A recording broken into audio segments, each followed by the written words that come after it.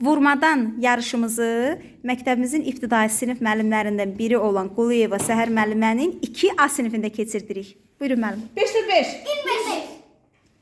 Mədinə əyləş. 6 ve 6. 36. Kız tezdir. Ömre. Murad əyləş. 4 ve 4. 16. Nazım geç. Aha, Sara sıraya geç. 8 ve 8. 8 ve 8. 64. Tuncay. 9 ve 9. 81. 7 ve 7. 49. 4 ve 5. 4 ve 5. İkiniz də əyləşin, bilmədiniz. 3 ve 6. Aha. 7 ve 7.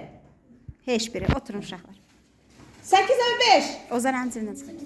8 ve 5. Bax. 5 ve 8. 5 ve 8. 40. 3 ve 3.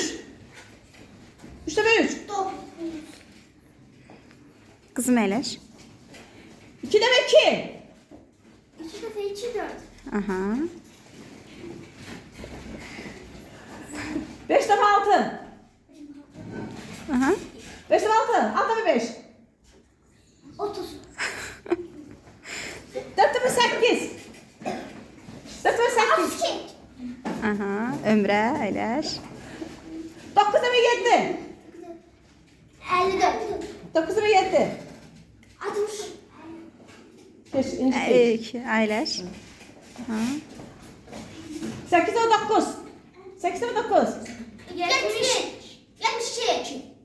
Arkanı cevap yok. Aha. Ozan O əyləş. da neler? Ha.